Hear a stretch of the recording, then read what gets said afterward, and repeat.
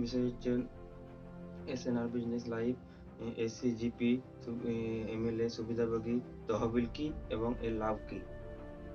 SNR business live SCGP MLA beneficiary fund তৈরি করেছে। এটি এমন একটি তহবিল যেখানে প্রত্যেক বিধায়ক উপকৃত হবেন। এই তহবিল বিধায়কদের সামাজিক কাজের জন্য সহায়ক। এই তহবিলের অধীনে প্রত্যেক বিধায়ক তারা 45 করোড়ের বেশি আয় করেন। এই তহবিলের উৎস হলো এসসিজিপি কাজের ভিত্তিতে কমিশন। এই কমিশনটি এসেছে এসসিজিপি সদস্যদের এই নিবন্ধন কাজ থেকে, যাকে বলা হয় এসইজিপি মেম্বারশিপ কমিশন, এবং আরেকটি আছে যাকে এসসিজিপি মেম্বারশিপ আর্নিং কমিশন বলা হয়। এসসিজিপি মেম্বারশিপ রেজিস্ট্রেশন কমিশন, এই কমিশনটি প্রত্যেক গ্রামে এমএলএ সদস্যদের উপর সংখ্যার উপর ভিত্তি করে। এই ফান্ড এখানে প্রতিটি পদ থেকে 20 টাকা উপার্জন করে।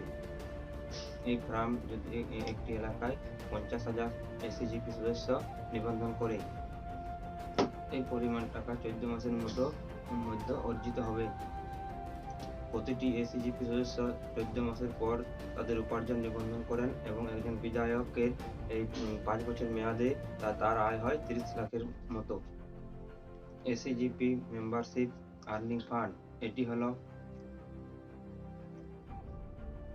14 মাসের মধ্যে ফার্ম থেকে এসসিজিপি সদস্যদের মোট উপার্জন কমিশন।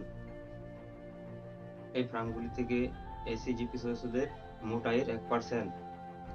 এভাবে যদি গণনা করা হয় তাহলে একটি এসসিজিপি সদস্যের 14 মাসের মেয়াদ হবে 15 লাখ টাকা। যদি একটি বিধায়ক এলাকায় 50,000 এসসিজিপি সদস্য থাকে তাহলে তার মোট উপার্জন হবে 45 করোড় রুপি। এটি 14 মাসের পর হবে। এরপরে একটি বিধায়কের উপার্জন হবে 140 করোড় রুপি।